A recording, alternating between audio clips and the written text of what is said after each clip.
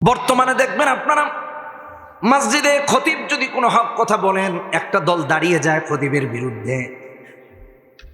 হক্কানে আলেমরা কথা বললে একটা দল প্রশাসন থেকে দাঁড়িয়ে যায় জেলে নিতে। ক্ষমতাধরদের থেকে যদি কেউ হক কথা শুনে সে নির্দেশ দিয়ে জেলে যাওয়ার। কিন্তু আমার ভাইরা, এই সমস্যাটা এই কারণে হয় যারা কোরআন পড়ে না, যারা কোরআন বুঝে না, যারা কোরআন অনুযায়ী আমল করে না। সমাজের মানুষগুলো যদি কোরআন পড়তো, বুঝতো, আমল করতো, ঈমান দিনে দিনে বেড়ে যেত। আলেমদেরকে কখনো জেলে নিয়ে কষ্ট দিতে কখনো পারতো না, ঈমান বাড়তো। আর আজকে আমাদের ঈমান কমতেছে, কারণ আমরা মুনাফিকের প্রতিযোগিতা করতেছি, ঈমানের প্রতিযোগিতা নাই আমাদের মাঝে। এই জন্য মসজিদে একজন দাঁড়িয়ে বলে, হুজুর সুদের বিরুদ্ধে ওয়াজ করার দরকার নাই, হুজুর গানের বিরুদ্ধে ওয়াজ করার দরকার নাই, হুজুর ডিজে পার্টির বিরুদ্ধে ওয়াজ করার দরকার নাই, হুজুর মাদকের বিরুদ্ধে ওয়াজ করার দরকার নাই, হুজুর অর্থ পাচার করছে এটার ওয়াজ করার দরকার নাই, হুজুর ব্রিজের টাকা মেরে খেয়ে ফেলছে এটার ওয়াজ করার দরকার নাই। ওইগুলা রাজনৈতিক। আমি সুস্পষ্ট ভাষায় বলছি, একজন হক্কানি আলেম কখনো কোনো হক কথা বাতিলের ভয়ে গোপন করতে পারেন না।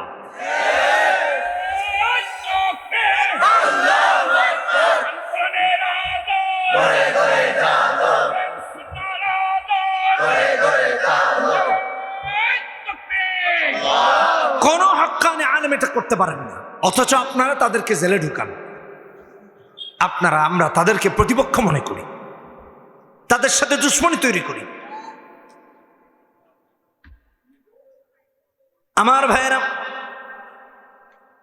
কোরআনে কারীম তো হলো এমন, সূরা আনফালে 2 নম্বর আয়াতে আল্লাহ বলেন, ইন্নামাল মুমিনুনা আল্লাযীনা ইযা যুকিরাল্লাহ ওয়াজিলাত কুলুবুহুম ওয়া ইযা তুলিয়াত আলাইহিম আয়াতুহু যাদাতহুম ঈমানা ওয়া আলা রাব্বিহিম ইয়াতাওয়াক্কালুন। মুমিন কোরআন যখন শুনে তার ঈমান বাড়িয়ে দেন। কে জোরে কোন? ঈমান বাড়িয়ে দেন আল্লাহ। মুনাফিকের ঈমান বাড়ে না, বরং মুনাফিক কোরআনের বিরুদ্ধে দাঁড়ায় যায়। আল্লাহ হেদায়েত দান করুন। এই জন্য কোরআন পড়বো, কোরআন বুঝবো, ঈমান বাড়িয়ে দেওয়ার দায়িত্ব আল্লাহর। কোরআন বহির্ভূত জীবন ব্যবস্থা যেমন আপনাকে আমাকে অপরাধীর কাতারে দাঁড় করাবে, ঠিক তেমনি ভাবে আপনার আমার আমল শূন্য করে দিবে। আমল শূন্য বলে, হুজুর এটা কি বলতেছেন? হ্যাঁ, সূরাতুল আরাফে 170 নম্বর আয়াতে আল্লাহ বলেন, ওয়াল্লাযীনা ইউমাসসিকুনা বিল কিতাবি ওয়া আকামুস সালাতা ইন্না লা নুযিউ আজরাল মুসলিহিন। সৎকর্মশীলদের আমল আল্লাহ নষ্ট করেন না, ভালো করে মাথায় রাখেন। কিয়ামতের দিন বহু মানুষ দাঁড়াবে, আল্লাহ একটা গ্রুপকে বলবেন জান্নাতে যাও, আবার আরেকটা গ্রুপকে বলবেন জাহান্নামে যাও। জাহান্নামীদের মধ্য থেকে কতজন দাঁড়িয়ে বলবে, আল্লাহ 20 বছরে একটা দিন তাহাজ্জুদ বাদ দিই নাই, আপনি আমার নামটা কি করে জাহান্নামে দিয়ে দিলেন? আল্লাহ বলবেন, তাহাজ্জুদ বিশুদ্ধ হওয়ার জন্য তো কোরআন বিশুদ্ধ হওয়া জরুরি ছিল, তোমার তো তেলাওয়াত বিশুদ্ধ নাই, তোমার তাহাজ্জুদ কবুল হবে কেমনে? যেরকম ঠিক কিনা বেঠিক? মাদ্রাসাগুলো কেন আমার ভাইরা? মাদ্রাসাগুলো এই জন্য, এখানে কোরআন বিশুদ্ধকরণের সমস্ত চেষ্টা করা হয়। যদি আপনার আমার কোরআন বিশুদ্ধ না হয়, তাহলে আপনার আমার নামাজও বিশুদ্ধ হওয়ার প্রশ্নই আসে না। কারণ হলো, নামাজ ভাঙার 19টি কারণের প্রথম কারণ হলো নামাজে কেরাত অশুদ্ধ পড়া। যার কেরাত অশুদ্ধ, তার নামাজ শুদ্ধ হয় না। কথা বোঝাতে পেরেছি?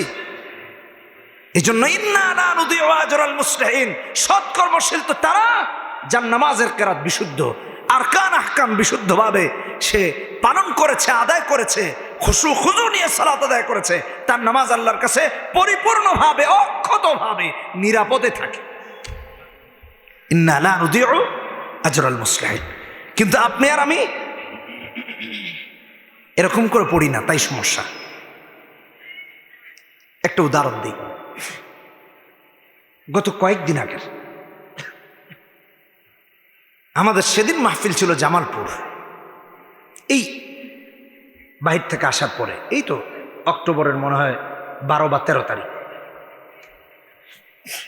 তো তো আমরা একটা মসজিদে আসরের সালাত আদায় করেছি, করে এক দোকানে চা পান করতেছি, মুসাফির। চা পান করে ভাবলাম যে মাগরিবের সালাতটা আদায় করে বের হব, কারণ পরে কোথায় জেমে টেমে, এটা তো প্রায়ই পড়ি, জেমে পড়ি। আজকের মাগরিব পড়ার জন্য মসজিদ খুঁজতে খুঁজতে খুঁজতে খুঁজতে কোনো রকম পরে একটা মসজিদ পাইছি। এটা প্রায় সময় সফরে হয়। তো ভাবলাম মাগরিবের সালাত আদায় করে তারপরে বের হব। চা পান করেছি। চা পানের পর যে দোকানদার ছেলেটা ছিল, সে যুবক ছিল, তার বাবার সাথে পরিচয় আছে, তার বাবা চেনেন, কথাবার্তা হয় মাঝে মাঝে। তো আমি তাকে তার বাবার কথা জিজ্ঞেস করলাম। সে বলল তার মা মারা গেছেন, বাবা আসেন একটু ব্যস্ত এসে। এর মধ্যে বাবাও আসছেন, আজান হয়ে গেছে মাগরিবের। বলতেছে হুজুর চলেন, আজকে আপনাকে আমি সহিভাবে এক জায়গায় নামাজ পড়তে নিয়ে যাব।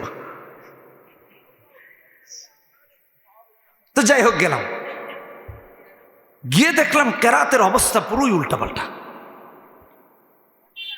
খুব ভয়াবহ অবস্থা।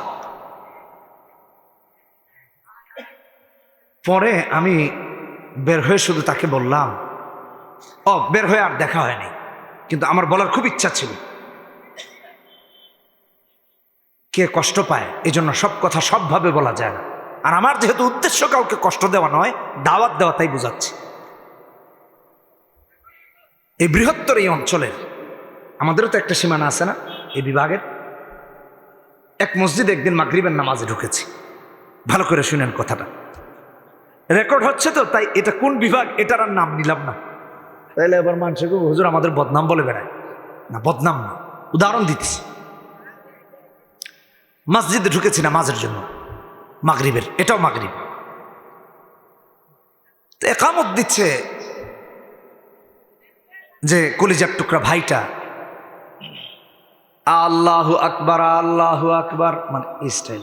হামজাতে কয় আলিফ টান, 4 আলিফ না? কতজনে কয় হ, কতজনে কয় না, টেনশনে পড়ে গেছে। আল্লাহ শব্দের হামজায় কোনো টান নাই, ভালো করে বুঝেন। হামজা লাম জবর আল, হরকতের উচ্চারণ তাড়াতাড়ি করতে হয়। সে আল্লাহু আকবার বলে একামত দিল। সম্ভবত মসজিদের ইমাম সাহেব কোনো কাজে ব্যস্ত, বিশেষ করে পাশেই যেহেতু মাহফিল, হয়তো বা তিনি ওই মাহফিলে গেস্ট, অথবা তিনি আমন্ত্রিত মেহমানও হতে পারেন, অথবা তিনি আয়োজকদের কেউ হতে পারেন। তো আরেকজন নামাজে দাঁড়িয়েছে ইমামতিতে, একামত তো গেল। এখন যিনি নামাজ আদায় করবে সেও বলতেছে আল্লাহু আকবার। গ্রামের একটা টান আছে, আপনি দেখবেন গ্রামের একটা টান আছে, আল্লাহু আকবার বলে নামাজ। চিন্তা করলাম, আল্লাহ, এই সবাই যে আল্লাহর নিয়ে টানাটানি শুরু করলো, কি চায়, আজকেই কি নামায় ফেলবে কিনা। ভাবলাম দেখি এর পরের আলের কি অবস্থা, মানে এরপর তো আলহামদু, এখানেও তো আল। এখানে গিয়ে দেখি সে পড়া শুরু করছে আলহামদুলিল্লাহি রাব্বিল আলামিন, এখানেও আলহামদুলিল্লাহি রাব্বিল আলামিন। বুঝাইতেছি আপনার আমার নামাজ কবুল কিভাবে হবে একটু চিন্তা করেন। ওলামায়ে কেরাম আছেন, আল্লামা কাজী নাসিরউদ্দিন বাইজাবি রহমাতুল্লাহি আলাইহি তার তাফসীরে বাইজাবিতে লিখেছেন, কেউ যদি আলহামদুর জায়গায় আলহামদু বলে নামাজ ফাসিদ হয়ে যাবে, নামাজ হবে না। তাহলে এই নামাজ 20 বছর তাহাজ্জুদে দাঁড়ায় এই কেরাত পড়লে কি লাভ হবে আপনার আমার? ইন্না লা নুদিউ আজরাল মুসলিহিন, যার কেরাত বিশুদ্ধ, নামাজের রুকু সিজদা বিশুদ্ধ, তার নামাজের প্রতিদান আল্লাহর কাছে নষ্ট হয় না, এটা অক্ষত থাকে, যার বিনিময়ে আল্লাহ তাকে জান্নাত দিবেন। আরেকদিন আমরা গেলাম ধুলাইখালে, গাড়ির ওই যে আগে যে একটা গাড়ি ছিল সাদা, তো ওই গাড়ির ইঞ্জিন পরিবর্তন করার জন্য, এটা বিদেশে যাওয়ার আগের কথা, গত মাহফিলের আগে। যাওয়ার পরে ওইখানে আমি কি নাম বলে ফেলছি এলাকার? আচ্ছা, শুনলে শুনছেন, না শুনলে না শুনছেন, বলার দরকার নেই। মসজিদে গিয়ে হাজির হয়েছি, 3 বা 4 নম্বর কাতার হবে, বাম পাশে দাঁড়িয়েছি। এগুলো তো দেখি সলিমুদ্দিন কলিমুদ্দিন হয়ে, বুঝেন না এই কথাটা, নইলে বলবো কেমনে সমস্যা। আমি তো আবার নিচের ওয়াজ আর উপরের ওয়াজ কম করি, মাঝেরটা একটু বেশি না করলে এখানে সংশোধন হবে কেমনে? সংশোধন তো এখানে দরকার, ওইখানে গিয়ে তো সংশোধন হইলেও লাভ নেই, কথা বুঝেন নাই। তো দাঁড়িয়েছে আল্লাহর এক বান্দা ইমামের সাথে ফাতিহা পড়তেছে। ইমাম সাহেব তো আলহামদুলিল্লাহ রাব্বিল আলামিন আর রহমানির রহিম পড়তেছেন, হেও পড়তেছে আলহামদুলিল্লাহ রাব্বিল আলামিন আর রহমানির রহিম মালিক ইয়াউমিদ্দিন। মানে পাশে যে দাঁড়াইছি চিন্তা করতেছি আল্লাহ এ বন্ধ করবো কবে? আচ্ছা এটা নাইলে বাদ দিলাম, লা সালাতা ইল্লা বিফাতিহাতিল কিতাব মেনে নিলাম যে আচ্ছা না পড়লে নাইলে না হইলো, এই জন্য বেচারা পড়তেছে, আচ্ছা ঠিক আছে ধরে নিলাম। আল্লাহু আকবার। ইমাম সাহেব সূরা ফাতিহার পরে এক সূরা মিলাচ্ছেন, সে চিন্তা করলে এটা তো আমি পারি না, সে যেটা পারে এটা পড়া শুরু করছে।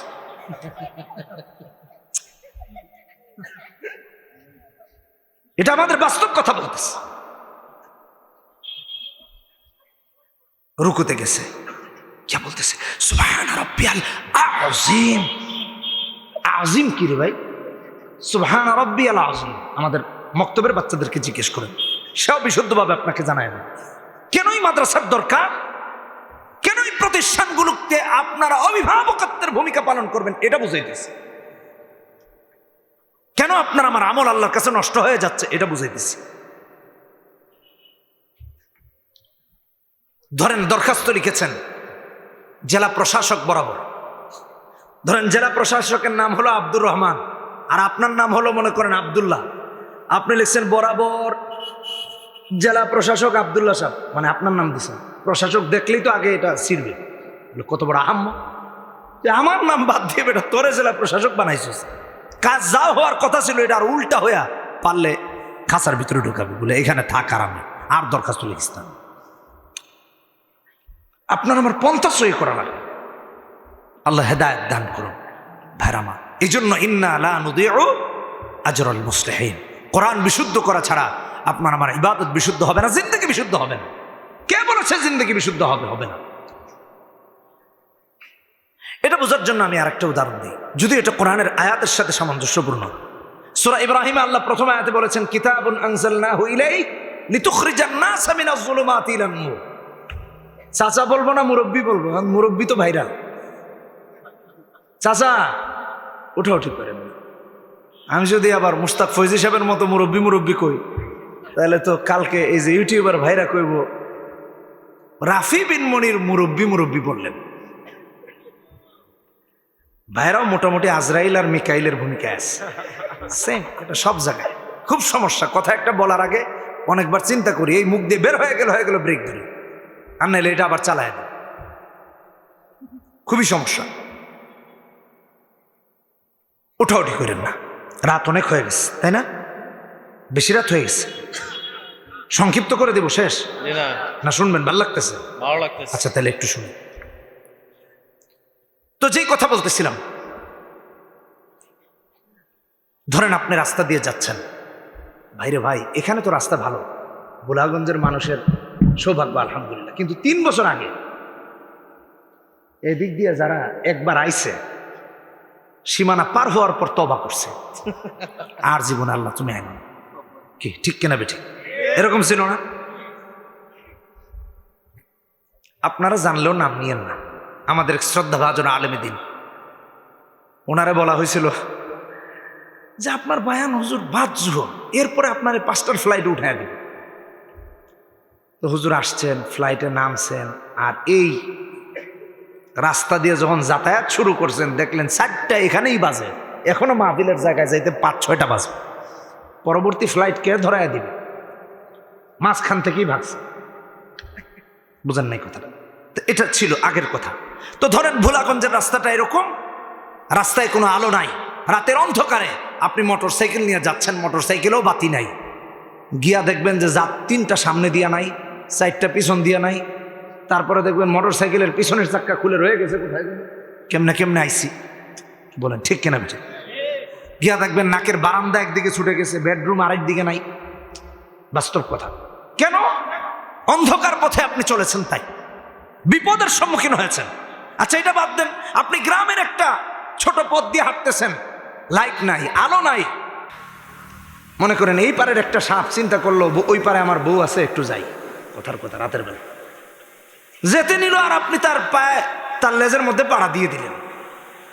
সে বলবে আচ্ছা সকিনার সাথে দেখা করার পরে তোর লগে হিসাব নিকাশ হবে নাকি? না তৎক্ষণিক একটা বসায় দিবে। এটা বুঝাইতে চাইলাম, যদি বাতি না থাকে, আলো না থাকে, তাহলে পথ যেমন মুসাফির বা পথিকের জন্য নিরাপদ নয়, ঠিক তেমনি ভাবে কোরআন আর সুন্নাহর আলো দুনিয়া থেকে আখিরাতের পথিকদের যার মাঝে নাই, তার জিন্দেগিও নিরাপদ নয়। কথাটা ভালো করে বুঝেন। এই জন্য আল্লাহ বলেছেন, কিতাবুন আনজালনাহু ইলাইকা লিতুখরিজান নাস মিনাজ যুলুমাতি ইলান নূর। পথিক যেমনি ভাবে অন্ধকারে চললে সাপের কামড় খাওয়ার সম্ভাবনা থাকে, হোঁচট খাওয়ার সম্ভাবনা থাকে, গোবরে পাড়া দেওয়ার সম্ভাবনা থাকে, না দেখার কারণে আমার আল্লাহ দুনিয়াকে আলোকিত করেছেন সূর্য দিয়ে, রাতকে আলোকিত করেছেন চাঁদ দিয়ে, তাম পৃথিবীর সমস্ত মানুষগুলোর দুনিয়া আখেরাতকে আলোকিত করেছেন কোরআন আর সুন্নাহ দিয়া। যারা দুনিয়া আখেরাতে কোরআন আর সুন্নাহর আলো জ্বালাবে, কোরআন আর সুন্নাহর আলো দিয়ে দেখে দেখে দুনিয়ার জিন্দেগি, কবরের জিন্দেগি, মিজান, পুলসিরাতের পুল পার হয়ে নিরাপদে আল্লাহর জান্নাতে পৌঁছে যাবে। এটা হলো কোরআনে কারীম, এটা হলো কোরআনের আলো, এটা হলো কোরআনের নূর, এটা হলো সুন্নাহের আলো। লিতুখরিজান নাস মিনাজ যুলুমাতি ইলান নূর। এজন্য কোরআন পড়ব। অথচ এখন কোরআনের কথা বললে আপনার আমার মাথায় রক্ত উঠে যায়। এই মুরব্বী, এদের আরেক মুরব্বী উঠছে, ও তুমি শিশু না, বসো বসো বাবা বসো। ওরে বসায় দেন। কেউ কি, তোমার কি কোনো মিটিং আছে নাকি কালকে সরকার পতনের? বসো, উল্টা পাল্টা করো না। আর ঘুম লাগলে ওরে ঘুম পাড়ায় দেন, একজন একটু মাথাটা চুলকায় দেন, এমনি এমনি করে, তাহলে আরামে ঘুম আসবে। যেই কথা বলতেছিলাম, এখন মসজিদে কোরআন তেলাওয়াত করলে নামাজে পিছন থেকে এক শ্রেণীর মুসল্লি আছে, কাশাকাশি শুরু করে। জুমার দিন খারাপ লম্বা হলে ইমাম সাহেবকে লোকমা দেওয়ার জন্য বারান্দায় দাঁড়ায় থাকে। ইমাম সাহেব বের হচ্ছেন, এলাকার সবচেয়ে বড় বেনামাজি, একদিন জুমায় আসে। সে গিয়া হুজুর রেখো, হুজুর এত লম্বা কেরাত পড়লেন, এটা আরো ছোট করবেন। কারণ হলো জরিনার বিয়া। এই প্রথম বার যদি না বসতে পারি ডাইনিং টেবিলে, তাহলে তো রোস্ট মোস্ট কিছুই পাবো না খুঁজে। আপনি যে লম্বা কেরাত লইছেন, এত রোস্ট কেন মসজিদ শেষে মেশে একেবারে মুরগির ঠ্যাংটাও পাবো। সবচেয়ে বড় বেনামাজি এসে হুজুরকে গাইড দিতেছে। এটা আমাদের সমাজের ব্যবস্থা। এখন দেখলো যে এই জুমায় তো হুজুরকে বললো, পরের জুমায় চিন্তা করছে আব্দুর রহিমের বিয়া, চিন্তা করছে আজকে একেবারে দাঁত তার ধারায় টারায় আসছে, জুম্মার পর পর আর বউর লগেও দেখা নেই, আগে গিয়া মুরগির রোস্ট খেতে হবে। এখন হুজুর নামাজে দাঁড়িয়েছেন, কেরাত হচ্ছে লম্বা, সে পিছন থেকে যে হুজুর গত জমায় কইছিলাম ভুলে গেছেন, তার পিছন থেকে এটা শুনে। এটা তো একটা গেল। কোরআনের কথা আলেমরা যে ব্যাখ্যা দেন আয়াত পড়ে পড়ে, এগুলো মানতে পারে না। আপনাদের পার্শ্ববর্তী এক অঞ্চলের এই যে আমাদের মাওলানা দেলোয়ার ছোট ভাই, সে দাওয়াত দিয়েছিল, তাদের এলাকার এক জায়গায় মাহফিলে গেছি, পার্শ্ববর্তী আর এক এলাকায়। তো আমাকে নিয়ে যাওয়া হচ্ছে এরকম রাতের বেলা, তবে 11টা, এখানে তো 11:30টায় প্রায় উঠছি, এরকম না, সম্ভবত 10টায়। 4-5 জন নিয়ে যেতেছে। বাজারের মাঝে দেখলাম একজন হই হুল্লো, রে কি যেন ইতা মেসাব ছাড়া আর কোনো মেসাব নাই, চিল্লাচিল্লি। কিরে ভাই কি হলো, আমি তো কিছু বুঝলাম না, ডরাইলাম যে গন্ডগোল মন্ডগোল কিনা, খামাখা স্টেজে গিয়ে মাইকটার খাবো নাকি। তার চেয়ে আগে তো সেফ এক্সিট দরকার। ইমাম সাহেব নিচ্ছিলেন, বললাম ভাই কি হয়েছে? হুজুর বুঝবেন না, পরে কম, এদিকে আসেন। ইমাম সাহেবরে ধরছে, কয়ে কোরআনে কি আর বিষয় নাই? মানে হুজুর সুদের ওয়াজ করতেছিল, কোরআনে আর বিষয় নাই, আর এই হুজুর ছাড়া আর কোনো হুজুর নাই। চিন্তা করছেন? আমি তো ভালো করে বুঝি নাই। ইমাম সাহেব যখন স্টেজে উঠাবেন, হুজুর বুঝেন নাই, বাজারের সবচেয়ে বড় সুদখোর হুজুর করছে, এই জন্য ওর গায়ে লাগছে, চিল্লাচিল্লি শুরু করছে ওইখানেই। ভাই আমার ইমান চলে যায়। শোনেন, আজকে একটা কথা বলি, স্বরাষ্ট্রমন্ত্রী, গত স্বরাষ্ট্রমন্ত্রী যদি আবার কোনোদিন স্বরাষ্ট্রমন্ত্রী হন, তাহলে তিনি আমার এই বক্তব্য শুনবেন, অথবা সেই মিটিংয়ে যারা ছিলেন তারা যদি এই রেকর্ড শুনে তাহলে শুনবে, বুঝবে। ওনার মসজিদে আমাকে আমন্ত্রণ করা হলো বিজয় সরণিতে। আমাদের প্রিয় একজন মুফাসসির ছিলেন এদেশের, জুবায়ের আহমদ আনসারী রহমতুল্লাহ আলাইহি, আমরা যার কথা কখনো ভুলবো না। কি বলেন, ঠিক কিনা বেঠিক? আল্লাহ তাকে জান্নাতের উঁচু মাকাম দান করুন, জোরে বলেন না আমিন। তা আনসারী সাহেব আর আমি দীর্ঘদিন এক মসজিদে খতিব ছিলাম, তার আগেও আমি এক মসজিদে দীর্ঘদিন ছিলাম, ওইটা আমার পরবর্তী মসজিদ। ওনার সভাপতি সাহেব উনি বেঁচে আছেন আজও। আমি যখন বাহিরে ছিলাম উনি আমাকে বারবার বলেছিলেন আবার বনানীতে যাওয়ার জন্য, তো যাইনি। তো ওখান থেকে যখন আমরা দুজন নামাজ পড়ানোর সিদ্ধান্ত নিলাম যে আর পড়াবো না, উনিও নিয়েছেন আমিও নিয়েছি, যে কোনো কারণে আমরা আর যাই না। আমাকে তো PM এর কার্যালয় থেকে ফোন করে থ্রেট করা হয়েছে, কেন যাব না, মুসল্লি কমে গেছে, নতুন কমিটির একটা প্রেস্টিজে আঘাত লেগেছে, যাওয়া লাগবে। জানেন আপনি আমি কে ফোন করেছি বলে? কে করেছেন? কয় আমি PM এর কার্যালয় থেকে ফোন করছি, আপনার আসতে হবে। তা আমি বললাম আনসারী সাহেব হুজুর, এবং আমার সিদ্ধান্ত যে আমরা যাব না, যাইনি। ওই পরবর্তী সময়ে স্বরাষ্ট্রমন্ত্রী এবং তার আত্মীয় স্বজন এলাকাবাসী তারা জানলো পড়াচ্ছি না। তখন বিজয় সরণির কারণ বাজার থেকে যেতে ফার্ম গেটের পরে হাতের বামে যে দেখবেন সুন্দর গেটের মসজিদটা ওভার ব্রিজের পাশে, এই মসজিদের সভাপতি ছিলেন আপনাদের আমাদের আগের আর কি স্বরাষ্ট্রমন্ত্রী। তো তিনি আমাকে খুব রিকোয়েস্ট করলেন জুমা পড়ানোর জন্য, আমি না করলাম। তারপরেও রিকোয়েস্ট করে আরেক জুমা পড়ালেন, আমি না করলাম যে আমি এখানে জুমা পড়াবো না। কারণ এই মন্ত্রীরা খালি চাপাবে যে হুজুর যেন আমগুই কথা কয়, আমগুই এটা কয়, বুঝলেন, এদের চাটুকারিতা। আমি এই চাপ নিতে পারবো না। আমি আমার সলিমুদ্দিন কলিমুদ্দিন ছোট মানুষ, আমি আমার মতো ওয়াজ করি, বুড়া দুরা হয়েছি, যাই হোক। তা আমি না করে দিলাম।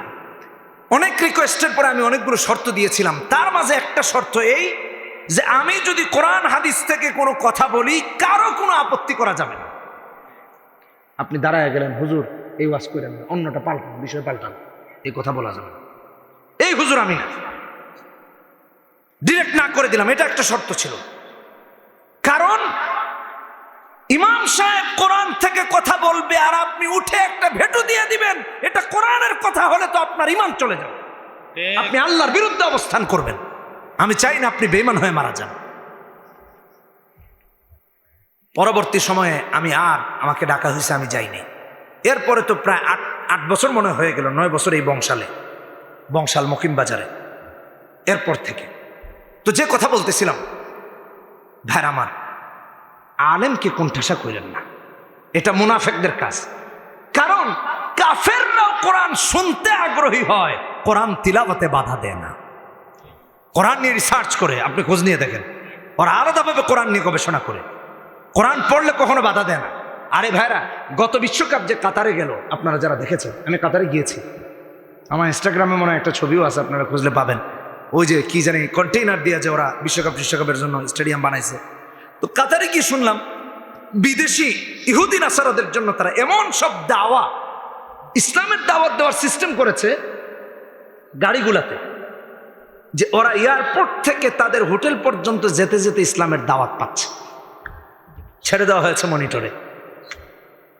শুধু তাই না, ওখান থেকে তারা যখন আগ্রহী হয়ে যেটা কি শুনলাম, ঠিক আছে ইসলামটাকে একটু দেখি, জাস্টিফাই করি, মসজিদে গিয়েছে, মসজিদের আজান শুনে কালিমা পড়ে বহু অমুসলিম মুসলমান হয়ে গেছে। আপনারা কাতারের এই বিশ্বকাপের ইতিহাস খুঁজে দেখেন, মসজিদের আজান শুনে মুসলমান হয়ে গেছে। আর আপনি আর আমি কোরআন শুনলে বিরক্ত হচ্ছি না? এই ইতিহাসে আরেকদিন যাবো, আজকে আর এদিকে না, আমি সামনে এগোতে চাচ্ছি। আমার শেখ মুফতি আমিনুর রহমতুল্লাহ আলাইহি একটা কিতাব লিখেছেন, তিলাওয়াতে কোরআন, ভালো করে শুনেন। তিনি তার এই কিতাবে এই দৃষ্টান্তটা এনেছেন যেটা আমি এখন বলবো। আবার সিরাত ইবনে হিশামের প্রথম খণ্ডে 315 নম্বর পৃষ্ঠাতেও এই দৃষ্টান্তটি এসেছে। আবু জাহেল ইবনে হিশাম কাফেরদের বড় নেতা, আবু সুফিয়ান ইবনে হারব তখন কাফেরদের বড় নেতা, আখনাস তিনিও কাফেরদের বড় নেতা। সারাদিন সূরা হামিম সাজদায় এসেছে 26 নম্বর আয়াতে, ওয়াকাল আল্লাযীনা কাফারু লা তাসমাউ লিহাদাল কোরআন ওয়ালগাউ ফীহি লাআল্লাকুম তাগলিবুন। ওরা তো কোরআন শুনতে নিষেধ করতো, উল্টো কোরআনের মজলিসে গিয়ে বাধা দিয়া পন্ডু বানায় দিত ওরা। ভাইরা আমার, সারাদিন যারা কোরআন শুনতে বাধা দিত, সারাদিন যারা মুহাম্মদ সাল্লাল্লাহু আলাইহি ওয়াসাল্লামকে নিয়ে গালমন্দ করত, রাতের আধারে ওই সমস্ত নেতারা মুহাম্মদ সাল্লাল্লাহু আলাইহি ওয়াসাল্লামের বাড়িটা ঘিরে রেখে রেখে কোরআন শুনতে শুনতে রাত পার করে দিত। এক রাতে আবু জাহেল গিয়ে হাজির, আবু সুফিয়ানও গিয়ে হাজির হয়ে গেলেন, আখনাস ইবনে শারিক অথবা সুরাইক গিয়ে হাজির হয়ে গেলেন। তিনজন মিলে কোরআন শুনতে লাগলেন মন ভরে। শুনতে শুনতে শুনতে শুনতে কখন যে সকাল হয়ে গেল কারো মনে নাই। চারদিক যখন আলোকিত হয়ে গেল, একজন আরেকজনকে চিন্তা করলো, একজন একজন করে প্রত্যেকে চিন্তা করতে লাগলো। সকাল হয়ে গেল, এমত অবস্থায় যদি আমরা আরো দেরি করি তাহলে তো মুহাম্মাদের বাড়িতে এসে মানুষ আমাদের পাবে। বাড়ি যাই। বাড়িতে যখন ফিরতে নিল, একজনের সাথে আরেকজনের দেখা হয়ে গেল। আবু জাহেল আবু সুফিয়ানকে বলে, আবু সুফিয়ান কি করো এখানে? আবু সুফিয়ান বলেন আবু জাহেলকে, তুমি এখানে কি করো? একজন আরেকজনকে বলে, দেখো মুহাম্মাদুর রাসূলুল্লাহর কোরআন শোনার জন্য রাতে এসেছিলাম। কয় লিডার, আমিও এসেছিলাম মুহাম্মাদের কোরআন শুনতে। আখনাস বলে, তোমরা এত সকাল সকাল এখানে কি? বলে, তুমি কেন এসেছো? কয়, আমি কোরআন শুনতে এসেছি। একজন আরেকজনকে কয়, প্রত্যেকে এসেছে মুহাম্মাদুর রাসূলুল্লাহর কোরআন শুনতে, অথচ এরা বড় বড় কাফের নেতা। আর আজকাল মসজিদে গিয়া মুনাফিকরা ছাড়া কেউ কোরআনের বিরুদ্ধে অবস্থান করতে পারে না। গিয়া হুজুরে বাধা দেয়, পিছন থেকে কাশাকাশি করে, হুজুর কেরাত ছোট করেন। তিনজন মিলে বাধা করলো, তুমি নেতা, মিয়া সেও নেতা, আমিও নেতা। বিএনপির বাড়িতে গেছো, ও মানে দুঃখিত, বিগত সরকারের কথা বলতেছি, এরকমই তো ছিল না? আল্লাহ হেদায়েত দান করুন। এ সমস্ত দ্বন্দ্ব বন্ধ করতে হবে। পশ্চিমারা এসব দ্বন্দ্ব করে না, ওরা আমাদের মাঝে এসব দ্বন্দ্ব লাগায় রাখে, বুঝলেন না? কোথায় আর তারা আরামে চলে। আল্লাহ দেখাইছেন এগুলো। ভাইরা আমার, যে কথা বলতে নিলাম, আবু জাহেল ইবনে হিশাম, আবু সুফিয়ান ইবনে হারব, আখনাস, তিনজন বলল, দেখো তুমিও নেতা, সেও নেতা, আমিও নেতা, আর আমরা যদি এখানে আসি আমাদের অনুসারী কাউ খুঁজে পাওয়া যাবে না। কাল থেকে আর আইসো না। ঠিক আছে লিডার, কালকে থেকে। আপনিও কিন্তু আইসেন না। কয়, না আসবো। তিনজন ওয়াদা করে বাড়ি ফিরেছে। কিন্তু আমার ভাইরা, কোরআন তো আল্লাহর কালাম, মানুষের কথা নয়, কোনো কবির কবিতা নয়, কোনো গদ্যকারের গদ্য নয়। ঠিক কিনা বেঠিক জোরে বলেন? পরের রাতে যখন ওরা বিছানায় ঘুমাতে গেল, আল্লাহ প্রত্যেকের মনকে অশান্ত করে দিলেন কোরআন তেলাওয়াত শোনার জন্য। আবু জাহেল বিছানায় গিয়ে অশান্তি ফিল করছেন আর ভাবতেছেন, কোরআন যতক্ষণ না শুনবো মন বুঝি শান্ত হবে না। মনটাকে শান্ত করার জন্য উঠে হাঁটে, আবার ঘুমাতে যায়, কিন্তু ঘুম আসে না। আবু সুফিয়ানের একই অবস্থা, আখনাসেরও একই অবস্থা। তিনজনের মনে আল্লাহ একই চিন্তা ঢুকিয়ে দিলেন। তিনজনই ভাবতে লাগলো, কোরআন না শোনা পর্যন্ত মন শান্ত হবে না, ঘুম আসবে না।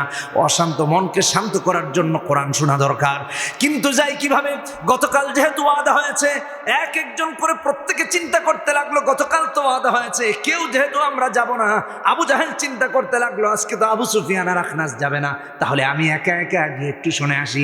আখনাস চিন্তা করতে লাগলো, আজকে তো আবু জাহেল আর আবু সুফিয়ান যাবে না, আমি গিয়ে একা একা শুনে আসি। আবু সুফিয়ান চিন্তা করতে লাগলেন, আবু জাহেল আর আখনাস আজকে যাবে না, তাহলে আমি একটু গিয়ে একা একা শুনে আসি। এমন করতে করতে তিনজনই এসে কোরআন শোনার জন্য নবীজির বাড়িতে হাজির হয়ে গেছে। রাতের বেলা কোরআন শুনে আর চিন্তা করলো, বেশি রাত করা যাবে না, যেন সকাল না হয়ে যায়। এমন ভাবে চিন্তা করলো যে তাড়াতাড়ি গিয়ে কোরআন শুনে বাড়ি ফিরে আসবে, নিরাপদে বাড়ি ফিরে যাবে। কিন্তু গিয়ে যখন কোরআন শুনতে লেগেছে, যত শুনে তত ভালো লাগে, যত শুনে তত ভালো লাগে, আরো শুনে আরো ভালো লাগে। এমন করতে করতে যখন আজও সকাল হয়ে যায়, ভোর হয়ে যায়, সকাল হয়ে যায়, একজনের সাথে আরেকজনের দেখা হয়ে যায়। আবু জাহেল ডেকে বলে, আবু সুফিয়ান, আজকেও দেখি তুমি এখানে। আবু সুফিয়ান বলেন আবু জাহেলকে, তুমিও দেখি এখানে। আখনাস বলে, কি ব্যাপার, তুমিও তো দেখি এখানে। একজন আরেকজনকে কয়, বিশ্বাস করো বিছানায় গেলাম, ঘুমাতে ঘুম আসে না, ডান কাত হই তাও আসে না, বাম কাত হই তাও আসে না, উঠি হাঁটি ঘুম আসে না। মন বলছে যতক্ষণ মুহাম্মাদের কোরআন না শুনবি ততক্ষণ পর্যন্ত অশান্ত মনটা শান্ত হবে না। আর চিন্তা করলাম, গতকাল যেহেতু ওয়াদা হয়েছে তোমরা দুজন আসবে না, তাই আমি এসেছি। আরেকজন উঠে কয়, বিশ্বাস করো আমিও তো ভেবেছিলাম তোমরা দুইজন আসবে না, তাই এসেছি।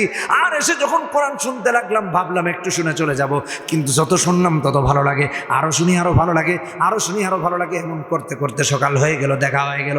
কয় দেখা দেখো তুমিও নেতা, সেও নেতা, আমিও নেতা, এমন যদি করতে থাকি কেউ আমাদেরকে অনুসরণ করবে না। লাতের অনুসারী কাউকে খুঁজে পাওয়া যাবে না, মানাতের অনুসারী কাউকে খুঁজে পাওয়া যাবে না, উজ্জার অনুসারী কাউকে খুঁজে পাওয়া যাবে না, হবলের অনুসারী কাউকে খুঁজে পাওয়া যাবে না। গত রাতে এসেছো, আজকে এসেছো, আগামী রাত আর আসবে না। তিনজন মিলে ভালো করে ওয়াদা করে বাড়ি ফিরেছে, আগামীকাল আসবে না। আল্লাহ কয় আগামীকালও যাবি, কোরআন শুনবি এবং তোদের নিজের মুখ দিয়ে কিয়ামত পর্যন্ত মানুষের জন্য সাক্ষী রাখবি যে এটা আল্লাহর কালাম। তৃতীয় রাতেও বিছানায় গেল, ঘুম আসে না। ডান কাত বাম কাত করতে করতে ভাবলো গত রাতের ওয়াদা হালকা ছিল, এই রাতের ওয়াদা তো করা ছিল, কেউ আসবে না, যাই একটু কোরআন শুনে আসি। এমন করতে করতে আবারও তিনজন এসে হাজির, অশান্ত মন শান্ত করতে। ওরা কোরআন শুনতে যায় মন শান্ত করতে, আর মুনাফেকরা মসজিদে গিয়ে কোরআন শুনে বিরক্ত হয়। ভালো করে বুঝেন। পরদিনও যখন সকাল হয়ে গেল, একজন করে যখন বাড়ি ফিরিতে লেগেছে, দেখা যখন হয়ে গেল, একজন আরেকজনের কয় নেতা আজকেও দেখি তুমি এখানে, কয় তো তুমিও তো এখানে। একজন আরেকজনকে বলে বিশ্বাস করো রাতের বেলা যখন বিছানায় ঘুমাতে যায় কি যেন এক অপূর্ণতা, না জানি আজকে মুহাম্মাদের উপর আল্লাহ কি নাজিল করেছেন, তো অশান্তিতে ঘুম আসে না। একজন একজন করে বলতে লাগলো আমরা মুহাম্মদকে কেউ কবি বলি, কেউ পাগল বলি, কেউ জাদুকর বলি, কেউ গণক বলি, কেউ বিভ্রান্ত বিপদগামী বলি। বিশ্বাস করো কোরআন যদি আল্লাহর কালাম না হতো এত সুন্দর কখনো হতো না। সুবহানাল্লাহ, আল্লাহু আকবার, আল্লাহু আকবার। এটা হলো কোরআনে কারীম। আমার ভাইরা, অথচ আজকে মসজিদে কোরআন তেলাওয়াত হলে বিভ্রান্তি সৃষ্টি করা হয়, ইমামকে বাধা দেওয়া হয়, বিরক্তি প্রকাশ করা হয়। কোরআনের অর্থ শুনলে পরে বিরক্ত হয়ে যায়, ইমামের চাকরি চলে যায়, ইমামকে কণ্ঠ চেপে ধরা হয়, ইমামের টুটি চেপে ধরা হয়, ইমামকে কুণ্ঠাসা করে রাখা হয়, খতিবের উপর চাপ প্রয়োগ করা হয়, হক্কানি আলেমদের উপর জুলুম আর নির্যাতনার জেলে নিয়ে যাওয়া হয়। শুধু তাই নয়, গত রমাদান মাস কোরআন নাজিলের মাসে ঢাকা বিশ্ববিদ্যালয়ে কোরআন তেলাওয়াতের আয়োজনে কারি সাহেবকে রক্তাক্ত করা হয়েছে। আমি এর তীব্র প্রতিবাদ জানাচ্ছি। কোরআন নাজিলের মাসে যেই 90% মানুষ যেই দেশের মুসলমান, সেই দেশের বিদ্যাপীঠে কোরআন তেলাওয়াতকারীর উপর আক্রমণ করা হলে এই দেশের বিশ্ববিদ্যালয় মুসলমানের বিশ্ববিদ্যালয় নয়।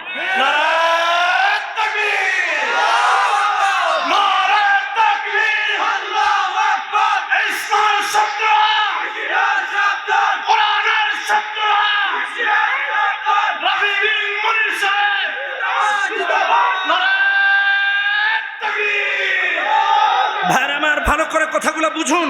বিশ্ববিদ্যালয়ে তো একটা ডিপার্টমেন্ট আছে তাফসিরের, হাদিসের। সেখানে হাদিস পড়া যাবে না, সেখানে কোরআন পড়া যাবে না, সেখানে হাদিসের উপর আমল করে পর্দা করা যাবে না, সেখানে কোরআনের উপর আমল করে পর্দা করা যাবে না।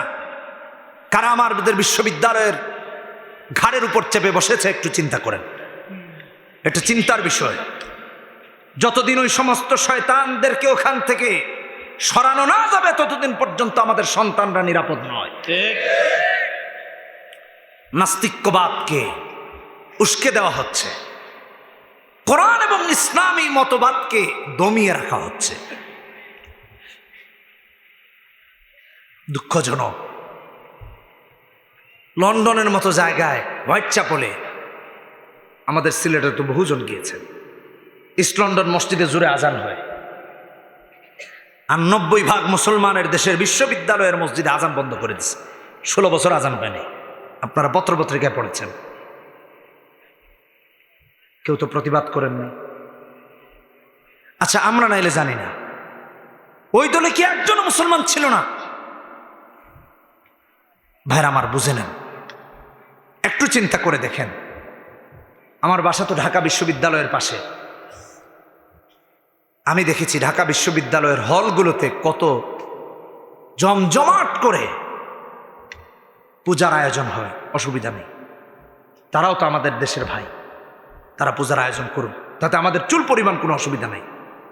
কিন্তু ইসলামকে দমিয়ে রেখে অনৈসলামিক কর্মকাণ্ডকে উৎসাহিত করা, এটা ইসলামের সাথে তামাশা করা, এটা মুসলমানদেরকে অপমানিত করা।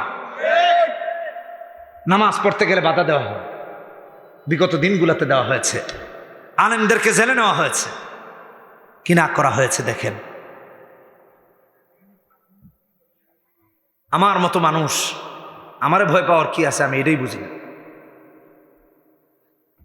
কি কারণে আমার বাসায় কি হানা দিতে হবে? কি করেছি আমি? কি অপরাধ করেছি? আলেমদেরকে, অসংখ্য আলেমদেরকে জেলে রাখা হয়েছে, কিসের অপরাধ ছিল তাদের? আমি জানতে চাই কোন অপরাধে জেলে রাখা হয়েছে। এদেশের ল পড়ানো হয়, এগুলো ব্রিটিশ ল, ব্রিটিশদের আইনে। আপনারা যে কারণে আলেমদেরকে জেল খাটাইলেন তা কি আছে? কোথায়? কেউ কোনো কথা বলে নাই। কারণ ইসলাম বিদ্বেষীরা খুশি হয়েছে যে হুজুররা জেল খাটতেছে। ভাইরা আমার, এটাও মাথায় রাখবেন, জুলুমের মাত্রা যখন সীমা অতিক্রম করে ফেলে, জালেমরা যখন সীমা অতিবাহিত করে ফেলে, জালেমদের সমস্ত জুলুমের মাত্রা যখন তাদের সীমার অতিক্রান্ত হয়ে যায়, আল্লাহর আযাব তাদের উপর বর্ষিত হয়। কথা বলুন ঠিক কিনা বেঠিক? আল্লাহ রাব্বুল আলামিন সূরা বুরুজে বলেছেন, ইন্না বাতশা রাব্বিকা লাশাদীদ। আল্লাহর ধরা এমন কঠিন যে 17 বছরের শাসক সময় পেয়েছে মাত্র 45 মিনিট। ভবিষ্যতে যারা আসবা সাবধান হও। তোমরা দেশ চালাও, আমাদের অসুবিধা নাই, কোরআনে হাত দিও না, ইসলামের উপর হাত দিও না, নবীর ওয়ারিস হক্কানি আলেমদের উপর হাত দিও না। বাইতুল মুকাররমে একটা ছবি বেড়ায় এখন সোশ্যাল মিডিয়াতে, দাড়ি ধরে মারতেছে। এই ছবি অনেক ভাইরাল ছবি। দাড়ি তো রাসূলুল্লাহর সুন্নাহ, তুই দাড়িতে আঘাত করলি কেন? কিসের মুসলমান তুমি? এগুলো করা হচ্ছে। দুঃখজনক ভাইরা আমার, এই দুঃখ কার কাছে বলবো? আলেমরা জেল খাটবেন, আরো খাটবেন, অসুবিধা নাই, কিন্তু বাতিলের কাছে আপোষ করতে পারেন না। কথা বলেন ঠিক কিনা বেটা? কোন আলেম পারেন না। আলোচনা তো লম্বা হয়ে যাবে, কিন্তু আমি 2-4টা কথা বলি। আপনাদের অসুবিধা হচ্ছে? খারাপ লাগতেছে না? কি কয়, ঘুমাবেন না? চলো একটা ছোট্ট দৃষ্টান্ত দিই। আলেমরা কেন হক কথা গোপন করেন না? হক্কানি আলেমরা গোপন করে না, দরবারি তো কিছু আছে। মুফতি আমিন রহমতুল্লাহ আলী সব সময় দরবারিদের নিন্দা করতেন। আল্লাহ ওনাকে জান্নাতের উঁচু মাকাম দান করুন, আমিন। কখনো দরবারি হইতে চাইতেন না। সম্রাট আকবর, সম্রাট জাহাঙ্গীর থেকে নিয়ে মুজাদ্দেদ আল ফেসানির ইতিহাস মুফতি আমিন রহমতুল্লাহ আলী সব সময় বলতেন তোমরা পড়ো। তাইলে দরবারি কারা, সরকারি কারা, আর বেসরকারি কারা ভালো করে বুঝবে। আল্লাহ হেদায়েত দান করুন। হযরত এই কথাগুলো এখন চোখে ভাসে, কানে শুনতে পাই, মনে হচ্ছে যেন এখন বলতেছেন, অথচ মৃত্যুর, তার শাহাদাতের আজকে প্রায় 12 বছর হয়ে গেল। তাকে তো গৃহবন্দী রেখে মারা হয়েছে। প্রায় 2 বছর গৃহবন্দী ছিলেন। কি নির্যাতন না করা হয়েছে চিন্তা করে দেখেন। একজন বুজুর্গ মানুষকে কি কষ্ট দেওয়া হয়েছে। ভাইরা আমার, এক হতে হবে, এছাড়া কোনো বিকল্প পথ নাই। আপনাদের মনে আছে কিনা জানি না, এখানে আমাদের মুরব্বীরা যারা আছেন, যারা মিডিয়া সম্পর্কে খোঁজ রাখেন, তাদের মনে আছে এদেশের আরেক সিংহ সূর্য সন্তান দেলাওয়ার হুসাইন সাইদি রাহিমাহুল্লাহ, ভালো করে শুনে রাখেন। জালিমের আদালত যখন তার বিরুদ্ধে ফাঁসির রায় দিল, মুফতি আমিন রহমতুল্লাহ আলী সাংবাদিক সম্মেলন করে তার প্রতিবাদ করেছিলেন। আপনাদের মনে আছে কিনা জানি না, অবশ্যই প্রতিবাদ করেছিলেন। মুফতি আমিন রহমতুল্লাহ আলাইহি বলেছিলেন, যে মতাদর্শের আলেম হোক না কেন, 90% মুসলমানের দেশে আমাদের দুশ্মনদের এজেন্ডা বাস্তবায়ন করার জন্য একজন আলেমকে ফাঁসির কাস্টে ঝুলানো হবে, এটা হতে দেওয়া হবে না। মুফতি আমিন রহমতুল্লাহ আলাইহি যে কারণে তখন জেগে উঠেছিলেন, গর্জে উঠেছিলেন, তীব্র প্রতিবাদ জানিয়েছিলেন, তা পরবর্তী দিনগুলোতে ঘটে গেছে। শাপলায় ঘটেছে, 13 সালে ঘটেছে, 18তে ঘটেছে, প্রতিটা বছরে বছরে ঘটেছে। কারণ ওরা সাহস পেয়ে গেছে যে এই দেশে হুজুরদেরকেও ফাঁসি দেওয়া যায়। আমরা আর কতকাল বোকা থাকবো? হুশটুস ঠিক করি। আমি প্রচন্ড ঘৃণা করে তাদেরকে স্মরণ করছি। আবার একটা গোষ্ঠী এই ফাঁসির পক্ষেও নাচানাচি করেছে। তোমাদের মতো লোকের কোনো দরকার নাই ভাইরা আমার। তুমি জানো এটা কার এজেন্ডা, তারপরে তুমি ইসলামের বিরুদ্ধে অবস্থান করেছো, তোমার ঈমান নিয়ে শঙ্কা আছে। এগুলো কাদের এজেন্ডা? সৌদি আরবের না? আর বেশি কথা বললাম না, আপনার আমার ডাইনে বামেই তো আছে জায়গা। আল্লাহ হেদায়েত দান করুক তাদেরকে। হক্কানে আলেমরা কখনো বাতিলের কাছে মাথা নত করেন না। আপনাদেরকে একটা ইতিহাস একটু শোনাই। 1954 সাল, মিশরের ইতিহাস। তখন আল আজহার আমাদের দেশে আলহামদুলিল্লাহ এখন আমাদের অনেক ভাইয়েরা আল আজহার বিশ্ববিদ্যালয়ে পড়ে আসেন, কেউ মদিনায় পড়ে আসতেছেন। এই জন্য কেউ নামের শেষে মাদানি লাগান, আবার কেউ মদিনায় না পড়েও লাগান, এটা আরেক বিষয়, ওদিকে যাচ্ছি না। কিন্তু কেউ আজহারই লাগান, আল আজহার বিশ্ববিদ্যালয়ে পড়ে। তখন আল আজহারের যারা 1954 কথা বলতেছি, সোনালী সময়ের শেষ সময় 1954 সাল, 54 আগ পর্যন্ত যারা আল আজহার বিশ্ববিদ্যালয়ের প্রধান হতেন, প্রিন্সিপাল হতেন, অধ্যাপক হতেন, তারা আরবের যুগশ্রেষ্ঠ মুত্তাকি বুজুর্গরা হতেন। 54 সালে খুব সুন্দর করে লিখেছেন ডক্টর শহীদ আব্দুল্লাহ আজ্জাম রহমতুল্লাহ আলাইহি সূরা তাওবার তাফসিরে। আমি আর বেশি লম্বা করছি না, সংক্ষেপে বলে যাচ্ছি। ডক্টর খিজির মোহাম্মদ রাহিমাহুল্লাহ তখন আরবের বড় বুজুর্গ মুত্তাকি ব্যক্তি, তাকে আল আজহার বিশ্ববিদ্যালয়ের প্রধান করা হলো। ভাইরা আমার, জালেম শাসক একদল আলেমের বিরুদ্ধে আরেক দল আলেমকে লাগিয়ে দিল। গ্রুপ এ, গ্রুপ বি, ভালো করে শোনেন, গ্রুপ সি। এক দলের ফতোয়ায় আরেক দলের আলেমদেরকে হত্যাযজ্ঞ চালালো, আবার ওর ফতোয়ায় এরে ধরা শুরু করলো, যার ধারাবাহিকতায় 1966 সালে গিয়ে ডক্টর সৈয়দ কুতুব শহীদ রহমতুল্লাহ আলীকে ফাঁসিতে ঝুলানো হয়। 21 আগস্ট ফাঁসির রায় দেওয়া হয়।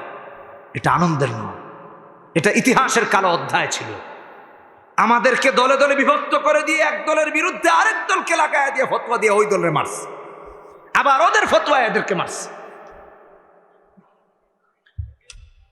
1954 সালে ডক্টর খিজির মোহাম্মদ রাহিমাহুল্লাহর কাছে যাওয়া হলো, যিনি আল আজহার বিশ্ববিদ্যালয়ের প্রধান। গিয়ে হকপন্থী আলেমদের বিরুদ্ধে ফতোয়া চাওয়া হলো, উনি দিলেন না। রাজপ্রাসাদে তাকে ডাকা হলো, আমন্ত্রণ জানানো হলো, রাজকীয় খাবার দেওয়া হলো রমজান মাস ইফতারিতে। ডক্টর খিজির মোহাম্মদ রাহিমাহুল্লাহ ইফতারি গ্রহণ করেন না, কারণ তিনি দরবারি নয়, তিনি আল্লাহওয়ালা। কথা বুঝেন নাই? তিনি কি? তিনি কি? আল্লাহওয়ালা। আর আমাদের সমাজে এখন বহু দাড়ি টুপিওয়ালারা আছে, সরকারের উচ্ছিষ্ট খাওয়ার জন্য তাদের কাছে গিয়ে বসে থাকে। এটা লজ্জাজনক, এটা কোনো হকপন্থী আলেমের শান নয়। আগে দেখতাম আমরা আমাদের আকাবেরদেরকে দেখেছি। শাইখুল হাদিস রহমতুল্লাহ আলাইহির রুজুতা টানার আমার সৌভাগ্য হয়েছে। যখন তখন মিরপুর 13 নম্বর মাদ্রাসায় পড়তাম, হজরত অসুস্থ ছিলেন, ওখানে বুখারীর দর্শ দিতে যেতেন। সেই সুবাদে হজরতের খেদমত করার, হুইল চেয়ার টানার, নামানোর, উঠানোর সৌভাগ্য আমি অধমের হয়েছে। আমি একটু আপনাদেরকে মনে করিয়ে দিতে চাই, আমরা আমাদের বুজুর্গ ব্যক্তিদেরকে দেখেছি, তাদের কাছে রাষ্ট্রের মন্ত্রীরা এসে বসে থাকতো, আর এখনকার কিছু চাটুকারকে দেখি তারা গিয়ে বসে থাকে। এই হলো পার্থক্য। বন্ধ করেন এটা, ব্যক্তিত্ববান হন, এলেমের মর্যাদা রক্ষা করুন। আপনারটা আপনি কি করবেন এটা ভিন্ন কথা। এলেম এত সস্তা জিনিস নয়, এটা অনেক দামি জিনিস। এটা নিয়ে আরেকদিন সময় হলে কথা বলবো। যে কথা বলতেছিলাম, ডক্টর খিজির মোহাম্মদ রাহিমাহুল্লাহকে ইফতারি দেওয়া হলো, তিনি খান না। বলা হলো উস্তাদ ইফতারি গ্রহণ করুন। খিজির মোহাম্মদ রাহিমাহুল্লাহ ইফতারি দেখে বললেন, হুররিমাত আলাইকুমুল মাইতা। এটা কোরআনের আয়াত, সূরা মাইদার আয়াত। বাদশা বুঝলো না, বললো এখানে তো এরকম কোনো হারাম খাবার নাই, আপনি হুররিমাত আলাইকুমুল মাইতা বললেন, নেন খাবার গ্রহণ করুন। তিনি আবার বললেন, হুররিমাত আলাইকুমুল মাইতাতু ওয়াদ-দাম। আরেক শব্দ বাড়ালেন। শাসক আশ্চর্য হয়ে গেল, কি ব্যাপার, আপনি এগুলো কি বলতেছেন? এখানে তো এর কিছুই নেই, না মৃত আছে না রক্তের কোনো ছিঁড়েফাটা আছে। ডক্টর খিজির মোহাম্মদ রাহিমাহুল্লাহ ইফতারির একটা অংশ এরকম করে উঠালেন, সেই রক্ত থেকে, সেই টুকরা থেকে টপ টপ করে রক্তের ফোঁটা পড়তে লেগেছে। সুবহানাল্লাহ। বেশি দূরের ইতিহাস নয়, এটা 1954 সালের ইতিহাস। ভাইরা আমার, জালেম শাসকের সামনে মাজলুম আলেম হয়েও কখনো বাতিলের পক্ষাবলম্বন করেন নাই, দরবারি হয়ে যান নাই। সমস্ত মাজলুমদের পক্ষে তীব্র প্রতিবাদ জানিয়েছিলেন। ইফতারি উঠিয়ে দেখালেন, এই দেখো ইফতারিতে আমি রক্ত দেখতে পাচ্ছি। দেখা গেল ইফতারি থেকে টপ টপ করে রক্তের ফোঁটা পড়তেছে। ডক্টর খিজির মোহাম্মদ রাহিমাহুল্লাহ বললেন, যার হাতে মাজলুমের রক্ত লেগে আছে তার ইফতারি ডক্টর খিজির মোহাম্মদ গ্রহণ করতে পারে না। আমিও সুস্পষ্ট ভাষায় বলি, যারা আলেমদেরকে মেরেছে, জেলে দিয়েছে, নির্যাতন করেছে, ফাঁসি দিয়েছে, কোন মুসলমান তাদের সহযোগী হতে পারে না, পারে না, পারে না। ভাইরা আমার, আল্লাহু আকবার। জিন্দাবাদ জিন্দাবাদ। হুশিয়ার সাবধান। ভাইরা আমার, ভালো করে কথাগুলো মনে রাখুন, ভালো করে কথাগুলো শুনুন। রাত অনেক হয়ে গেছে, সময় কম। আমি যে কথাটা মনে করিয়ে দেওয়ার জন্যই কথা বলেছি, একটু মনে রাখেন। আলেমদের উপর এগুলা কইরেন না। কত আলেমদের উপর কত নির্যাতন হয়েছে, নিপীড়ন হয়েছে। আহারে, বেচারা যাবে কোথায় খুঁজে পাচ্ছে না। আত্মীয় স্বজনের বাড়িতে গেলেও ধরবে, ফোন ট্রেকিং করে। দুদকে 132 না 34 না 36 জনের নামে কি দিয়েছে, কি বলে অভিযোগ দিয়েছে। 132। কি করছে আলেমরা, কার সম্পদ মেরে খেয়েছে। অথচ দেশের 50টা পদ্মা সেতুর টাকা পাচার করা হয়েছে, একদিনও তাদের বিরুদ্ধে মামলার কথা বলেন।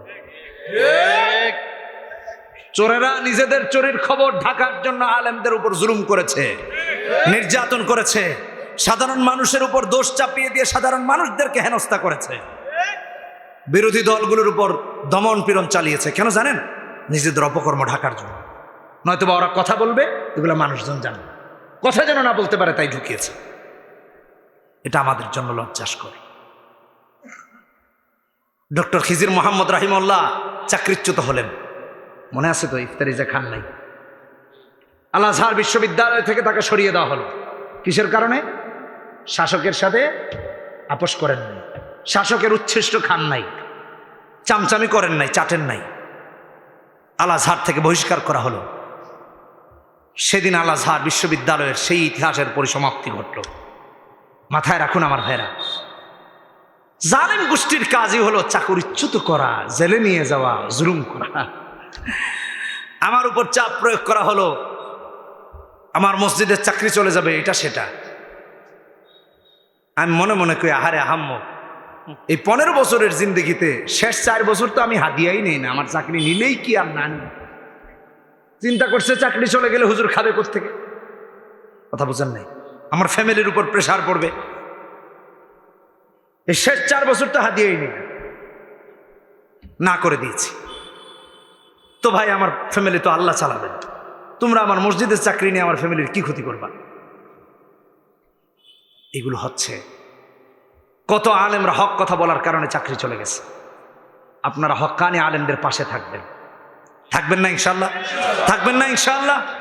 যারা হকের পক্ষে আছেন আমরা তাদের পক্ষে আছি। কে কে আছেন হাত তুলে দেখায় দেই, বলি হে আল্লাহ, যতদিন বেঁচে থাকবো কোরআন সুন্নাহ মেনে চলবো। হে আল্লাহ, আমাদের এই ওয়াদা মৃত্যু পর্যন্ত বাস্তবায়ন করা তৌফিক দান করুন। জোরে বলি আমিন, আরো জোরে বলি আমিন।